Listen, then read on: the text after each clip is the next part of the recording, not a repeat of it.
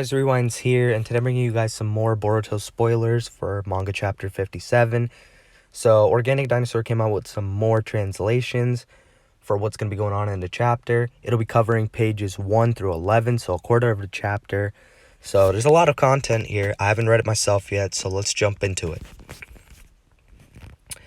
So, Scene 1, this is pages 2 to 6. And it starts with Code paid a visit to an establishment for a religious organization whom Boro, a fellow leader of Kara, was a member of. Why is Ada sleeping there? The chapter opens up with Ada, Code, and Bug. Ada has been slightly redesigned with chunky highlights in her hair. Code notes as he stares at a sleeping Ada that it really does seem like Boro disobeyed Jigen's orders to have preserved and stored away Ada. Code says that he didn't know what Boro was scheming, but that Boruto was an accursed man. Bug replies that he's surprised that Code even knows about her. If Code knew about Boro's treachery, then why didn't he report it to Jigen? This is actually a big question that a lot of people in fandom have been wondering, so it's nice that they're addressing this. I think that's good writing on their part, but we'll figure out what exactly they say when the real chapter completely comes out in a few days. But yeah, moving on. Code says that up until he actually saw it for himself like this, he remained half skeptical about those claims. If Boro ever did something to provoke the wrath of Jigen, Code would have been given no other choice but to personally deal with him. Code then mentions that he couldn't bear killing his good-natured friend with his own hands. Bug doesn't seem to think that Code would have hesitated in that scenario anyway. Code admits that he never thought in his wildest dreams that Boro would be so useful one day like this. So there's your explanation, guys. I know a lot of you guys probably have been wondering about it too, but I guess Code wasn't 100% sure that this is exactly what Boro was up to. Otherwise, he would have reported it to Jigen or taken care of it himself. So that answers that. Code then commands Bug to wake up the woman. They'll talk more afterwards. Bug states that he's been leading the way thus far, but does Code truly understand what her abilities are?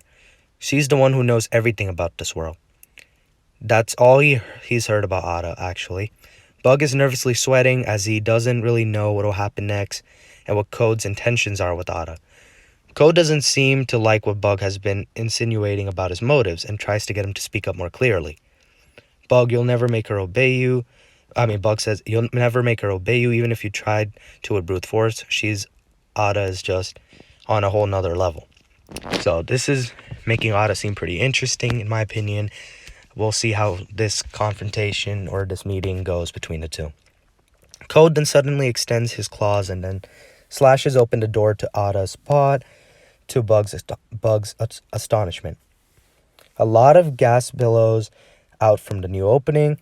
Bug is kind of peeved since Code interrupted him while he was in the midst of talking.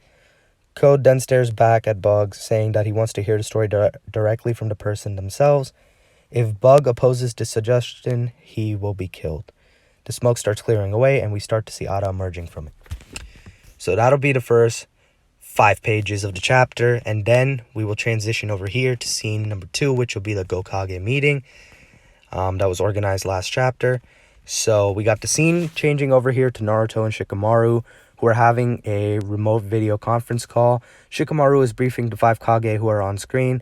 The target is a remnant of Kara named Code. He asked him to please refer to the documents at hand for more details about him.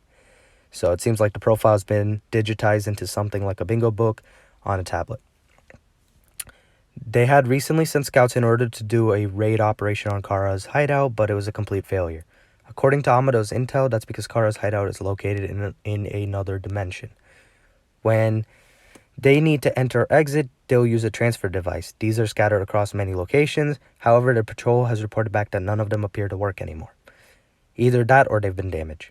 Shikamaru continues on to say that Kara would have likely anticipated that they would get a hold of such information rather quickly. So they might have done this preemptively to stay a step ahead of Konoha. Shikamaru recommends that they ought to operate on the premise that Kara is aware of some leaked intel about Amado arriving in Konoha. Kurosuchi extrapolates that it might mean that Kara's other related facilities are also located in another dimension, just like their hideout. I'm personally really liking that they're talking about a lot of these possibilities going on with Kara, and it's nice to see like some good explanations, in my opinion, for why they haven't been able to find Kara to begin with. But I mean, we knew this dimension thing anyway, especially even if we've been watching the anime, we've seen them meet before. We know it's in another dimension, but it's nice for them to be discussing it. Moving on, Shikamaru replies that they're relying on Amado's intel as they search for relevant sources. He admits that everything has been a swing and a miss so far.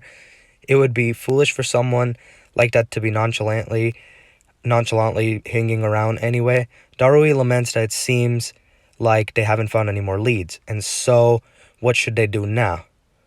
Chojuro chimes in that they ought to predict what their enemy would do next, so wouldn't they have to engage and confront them directly? What's their motive now?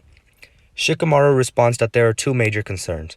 One, that there could be retaliation against those who are involved in subduing Otsutsuki Ishiki. In particular, this would mean the Hokage and several other shinobi would get murdered. And two, the creation of the Shinju via the Gyubi. Gaara retaliates that the Gyubi is a monster that's still their enemy. And for people who don't know what Gyubi is, it's Ten Tails and the other versions of the show, like the other name for it. Naruto says that would be the worst case scenario. If they want to avoid that, then they need to track down Code immediately to prevent his plans from coming to fruition. Darui states that he understands their situation. However, he has a basic question. They are currently sheltering a scientist named Amado. Can they really trust him? Kurosuchi, Chojuro, and Gaara are speechless. Darui continues, of course he would trust him, as in Konoha, but after all, Amado has been affiliated with an enemy organization up until very recently, and they have no other options but to rely on them. Is that really acceptable? I'm so glad they're bringing this up, because I'm pretty sure a lot of you guys think this too, but I think Amado is sus. There's something going on with them. I think he's hiding a lot of stuff still, and I feel like he has some own motives that he's not revealing, and he's hiding pretty well. But I really want to see what happens. I personally feel like they won't be revealed for a while either. Like right before the time skip or sometime after the time skip, I'm thinking, is when his true colors would be unmasked. But who knows? Maybe he actually changed, but we'll see. Naruto says, to give you my personal opinion on the matter, I wouldn't trust him 100% either. Naruto then leans in closer towards the screen, vouching that Amado did make meritorious contributions when it came to opposing Ishiki, which he did. That's facts. In Naruto's point of view, it wouldn't even be an exaggeration to say that the village itself wouldn't be here today if it weren't for Amado's collaboration with them. The outcome is a testament to that. Kurosuchi then retorts that it might have been a grand spectacle. Amado was just stirring up some problems just to take credit for the solutions to them. But on the other hand, Amado seemed pretty sure that his life would be in danger too. And so they can conclude that Amado's intel itself probably has a certain degree of credibility to it. That's a pretty good deduction, I think. Gaara adds that the incident with Ishiki didn't end up turning into something more serious, which is the most important aspect of this. He then inquires about the status of Momoshiki's karma to Naruto. Was Boruto doing alright? Naruto responds that they're still actively looking into methods to effectively deal with it, but the outlook honestly seemed pretty grim. However, Boruto himself seemed to be in pretty good spirits. Gaara continues, the remnants of Kara still pose a problem for them, which causes him even more concern. Gaara says, and if the situation arises to where Momoshiki or perhaps even Boruto himself becomes a threat on par with Ishiki, this will be a very difficult topic, but Naruto, would you be willing to take down Boruto? Naruto replies, of course, I just do the best that I can. I am the Hokage after all. So, I personally love this conversation that they're all having. I usually do enjoy 5 Kage summits anyway when they discuss something big like this. So, so far, for this first quarter of the chapter, I like what's going on here. Very excited. I feel like it's going to be a very detailed chapter overall. And it's going to be a lot of setup for, I'm assuming we're going to go to the time skip after this. So maybe set up for the time skip. And if not, if we're getting another... I got cut off there at the end. But what I was going to say was, if there are more panels that I will be covering, not panels. If there are more spoilers that I will be covering them, I'm trying to avoid posting panels so I don't get hit with copyright because it's happened before.